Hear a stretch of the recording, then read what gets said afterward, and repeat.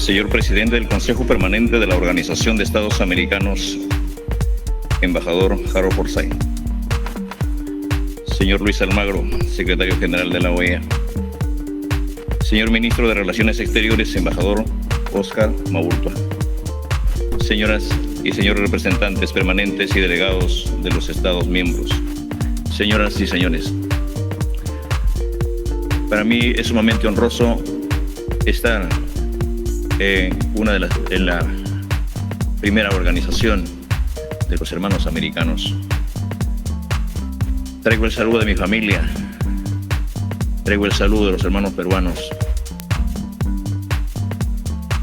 de los ronderos, de los hermanos chipivos, de los conivos, de los aguajún, de los quechuas, los aymaras, de todas esta clase de aquellos hombres y mujeres que no han tenido voz, pero creo que hoy la OEA tiene que abrir los enormes espacios para que de una vez por todas, como organización de América, sea verdaderamente un espacio netamente equitativo, social, donde se garanticen los derechos humanos, donde se hable de una verdadera democracia, donde se hable de igualdad de oportunidades, sin discriminaciones. Yo soy hijo de este pueblo andino y a mucha honra, aparte de ser maestro, soy rondero, hoy presidente del Perú, que hemos abierto y seguiremos abriendo las puertas, no solamente Palacio, sino del gobierno en su conjunto, en la sede de Palacio, en los gobiernos regionales, en los espacios de los alcaldes, en los espacios de los colectivos, en los espacios de todas las entidades del país. Y quisiera extender mi saludo desde ese espacio a todos los peruanos que se encuentran en las diferentes latitudes del mundo, en los diferentes países, que estoy seguro que ustedes, hermanos, deben conocerlo, mis compatriotas. Desde ya, mi eterna gratitud. Es para mí, en particular, un grato honor que al salir de mi país haya tenido que dirigirme a este espacio para que desde este espacio tenga que manifestar al mundo de que si no logramos la unidad de los gobiernos, la unidad de los estados, la unidad de los pueblos, de quienes tenemos la responsabilidad para atender a las grandes mayorías, poco o nada habremos hecho. Hay que aprender de la pandemia, hay que aprender de lo que más nos ha maltratado en el Perú, en América Latina, en toda América y en el mundo. Yo fui uno de los primeros candidatos que estuvo 21 días con el COVID. Y salimos de esto, pero haciendo todo el esfuerzo. En el Perú, más de 215,000 compatriotas se nos han ido. Muchos compañeros empresarios, adinerados, profesionales, dirigentes, obreros, personas que no tienen voz también. Y esto nos ha permitido ver de que no podemos estar los países sacándonos los ojos entre nosotros, mirando diferencias, cuando tenemos enemigos comunes, como las enfermedades, como el hambre, como la miseria, como las grandes desigualdades. Yo como maestro muchas veces obligué a mis alumnos, a mis niños, a copiar esta canción de América, de las Américas, y todos cantamos con ellos. Y sé la historia, por qué se gesta la OEA, sé por qué se funda la OEA, cuándo se funda, cuál es su misión. Pero cuando en las calles del Perú usted hace un censo y pregunta qué es la OEA, para qué sirve, y el poblador lo que piensa, dice, ¿sabes qué? Estoy buscando un pan, necesito agua, necesito educación, necesito salud, necesito que los derechos no se digan, Que los derechos no sean parte del discurso, sino que se sientan, que se vivan, que se expresen naturalmente como lo conciben. Hoy, asumiendo el mandato en el Perú, nos hemos comprado ese pleito para acabar con las desigualdades, para acabar con este gran flagelo que es el flagelo de la corrupción. Hay corruptos como en todo país, pero en el Perú tenemos corruptos de todo calibre. La corrupción es un gran problema en mi país y tenemos corruptos hasta para exportar. Y esa es nuestra lucha, porque la corrupción le ha quitado un pan a las familias que no tienen pan. Le ha quitado muchos beneficios a la población. Detrás de Palacio existen muchas familias totalmente vulnerables que tienen como techo un pedazo de estera. Hay muchas familias por rescatarla en el interior del país y por eso estamos acá. Para involucrarnos no solamente en la OEA, no solamente en el nombre, no solamente en el papel, sino a invitarlas a ustedes para que visiten el país, visiten el Perú, conozcamos más sus organizaciones, conozcamos más los pueblos. Y en ese marco, yo quisiera agradecer a la OEA por haber no solamente reconocido el triunfo de un hijo del pueblo como gobierno, sino también por haber sido firme y por no haber permitido de que alguien se lo ponga en la agenda, porque de eso creo que estemos convencidos. Que los países participen, los pueblos participen. La democracia entiendo de que es la participación abierta, genuina, voluntaria de los pueblos, de sus organizaciones. La democracia no puede tener ningún espíritu de discriminación. Yo soy maestro, vengo de la escuela, donde en esa escuela está rajada de punta a punta. Mis padres de familia siguen alumbrándose con un mechero, no hay servicio de luz eléctrica. Muchas familias en esa comunidad no conocen un grifo de agua, se sigue tomando agua de un puquio. Mis padres de familia siguen labrando la tierra y esperan de que llueva siempre para que la cosecha no sea distinta, pero cuando ellos producen, alumbran en una alforja sus productos y no hay la posibilidad de llevarla a un mercado. Ahí están los mejores productos que cultivan mis hermanos agricultores. Un enorme abrazo desde la OEA para mi comunidad de Puña.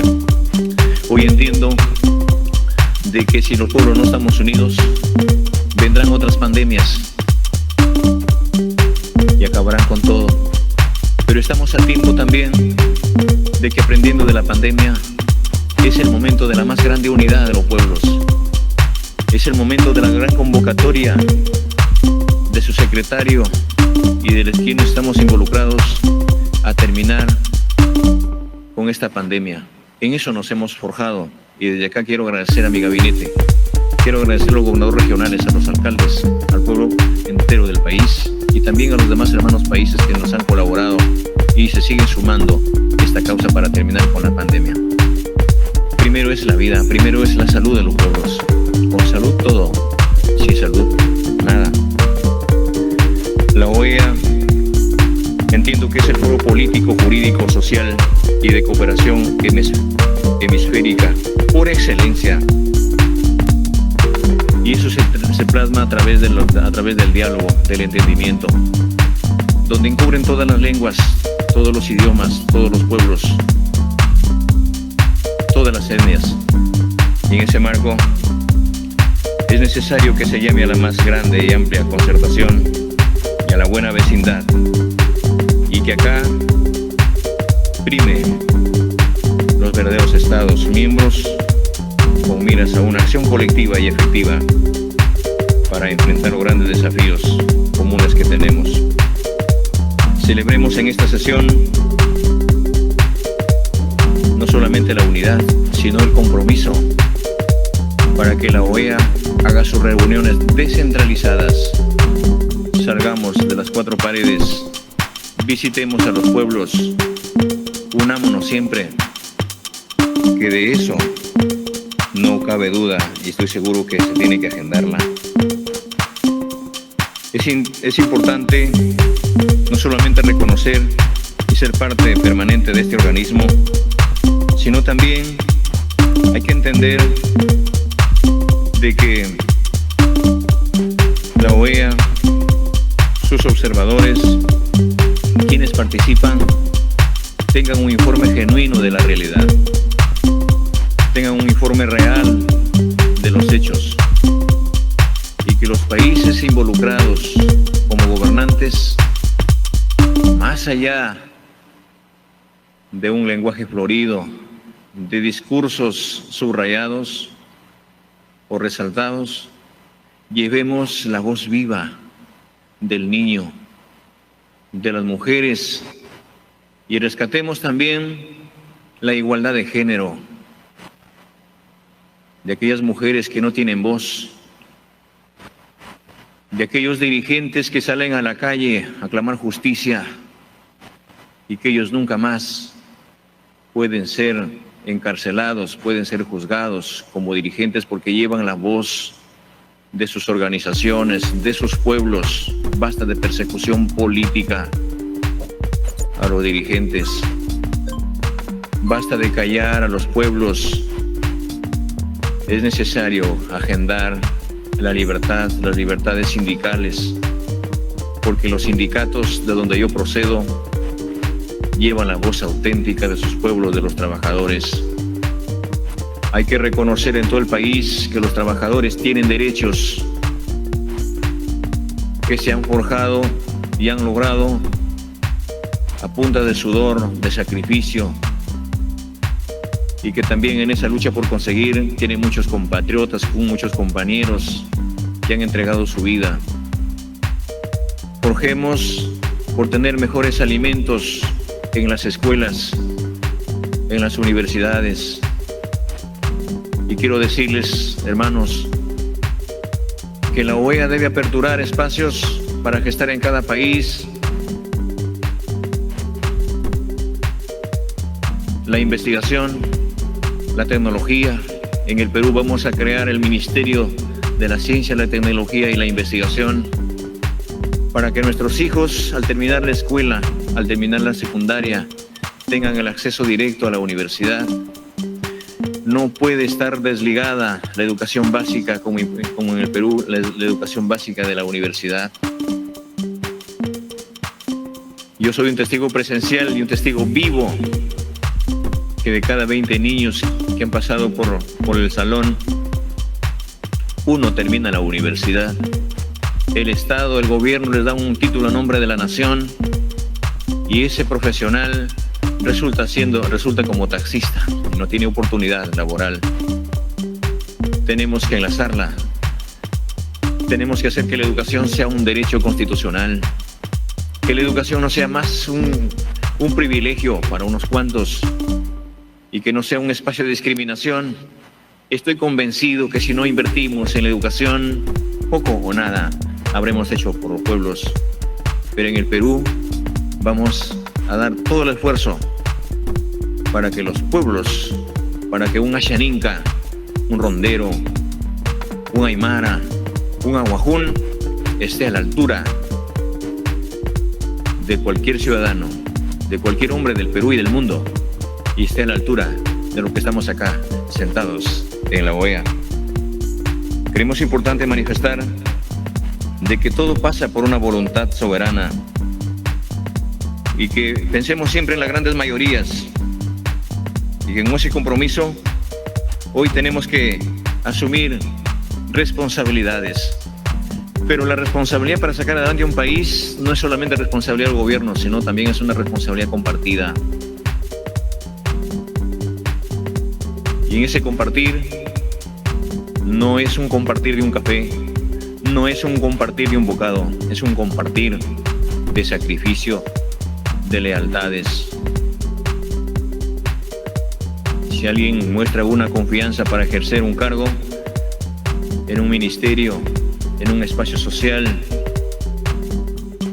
en cualquier escenario del gobierno, esa confianza debe ser devuelta con lealtad. Muchas veces hemos llegado a asumir cargos, como en el Perú, que tenemos ministros, congresistas, gobernadores, presidentes, prófugos de la justicia, por estar inmiscuidos en grandes problemas de corrupción. Y es cierto de que a medida que pasan los tiempos, pasan los años, los pueblos tienen que autoconvocarse, los pueblos tienen que ser convocados también por las autoridades para tener que su estructura política, como sus constituciones, estén a la altura de los tiempos y que no pueden ser manoseadas las generaciones por situaciones antojadizas, jurídicas, políticas. Yo vengo de ese rincón que clama que los cambios estructurales y políticos en el Perú sean escuchados por las autoridades y que cuando vemos de que queremos cambiar las cosas en sintonía con el pueblo, en sintonía con los hombres de abajo, muchas veces nos hemos visto estigmatizados. Nosotros no somos comunistas. Nosotros no hemos venido a expropiar a nadie. Nosotros no hemos venido a ahuyentar las inversiones. Por el contrario, a llamarlos a los grandes inversionistas, a los empresarios, para que vayan al Perú, para que lleguen al Perú. El Perú es eminentemente minero, tiene bastante riqueza, pero esa riqueza debe sentirlo el hombre más común. Antes de la pandemia, de cada 10 niños, 4 niños en el umbral de la anemia, de la pobreza. Hoy, después de la pandemia, de cada 10 niños, 6 están en esa cruda realidad. Antes de la pandemia, de cada 10 escuelas, 7 escuelas a punto de desplomarse. Hoy siguen esas condiciones. Tenemos en el Perú niños con plomo en la sangre. Tenemos muchísimos compatriotas en la selva tuberculosos. Tenemos pueblos totalmente desintegrados. Y al otro lado, tenemos funcionarios con inmensos sueldos. Tenemos funcionarios con inmensas riquezas. No juzgamos porque estamos seguros que los que han llegado a tener grandes bonanzas lo han hecho con el sudor de su frente. Pero primero, asumiendo responsabilidades, pensemos en el pueblo. Y por eso tenemos que decir que para nosotros el problema de la pandemia, el problema de la salud en el Perú, y creo que es en el mundo, no es solamente un problema sanitario. Al menos en mi pueblo, en mi país, es un problema histórico. Hoy en día entiendo que esta pandemia ha desnudado muchas realidades. ¿Acaso antes de la pandemia no habían hospitales colapsados? ¿Acaso antes de la pandemia no habían enfermos formando cola para tener una pastilla, para tener acceso a este derecho constitucional? Y por eso en nuestro gobierno lo que vamos a luchar es que la salud no sea un servicio, sino se convierta en un derecho constitucional de los pueblos.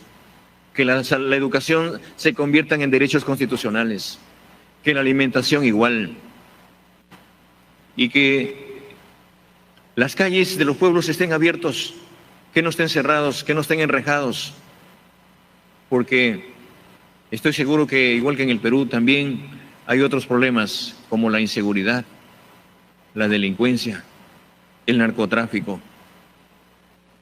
y a la cual estamos acá para que pedirles a ustedes y pedirle al señor secretario que se agenden estos grandes problemas que tienen los países. Y como estamos acá en Estados Unidos, yo invito para que nos sentemos también y los llamo a todos ustedes para que volvamos a sentarnos en cualquier pueblito del Perú y veamos de cerca la realidad de los pueblos. ¡Viva la OEA! ¡Viva América! Muchas gracias.